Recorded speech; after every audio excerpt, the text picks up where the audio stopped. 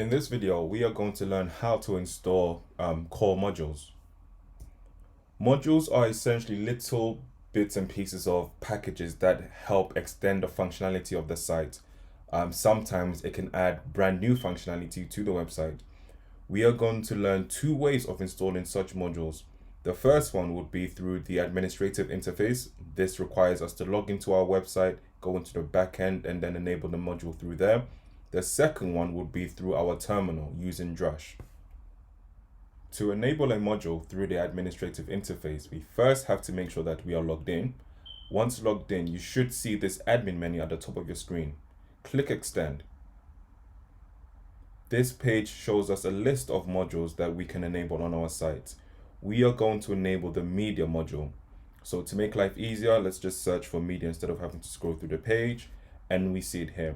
So make sure you check this box here and then click Install. The media module is quite big, so it will take a few seconds to install. Other lightweight modules will be done within nanoseconds, so just be patient. So now we can see that the module media has been enabled. Now to see this in action, let's click on Content and then Media. And we should now be able to add different types of media. We can add audio, document, image, remote video, and videos. And that's all there is to installing a module through the administrative interface. So now we are going to learn how to enable a module through our terminal using Drush. So you first need to get the machine name of the module. So I would like us to enable the media library module. And to get the machine name, you then have to click this, which would then show you the machine name of the module. Double click, copy to your clipboard, and then open up your terminal. And we want to make sure that we are in our project directory.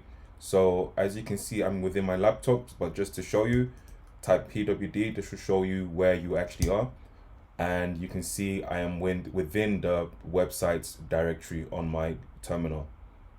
Now next we want to type is Drush, if I can spell, Drush, N standing for enable. Then we want to paste the name of the module, so media library, and then hit enter. Now at times it can take a while to enable, but then you will see a message trace afterwards, and that's it. So now if we go back to our website and refresh this page, now we may encounter an error. If we do, then I'll show you what to do next. And we do. So now let's go back to our terminal.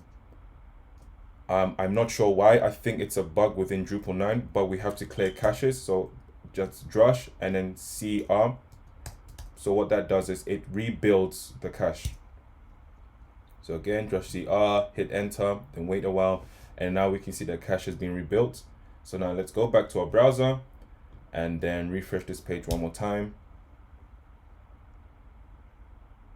And now let's look for the media library module to see that it's enabled, and we can now see that it's enabled. And that's it.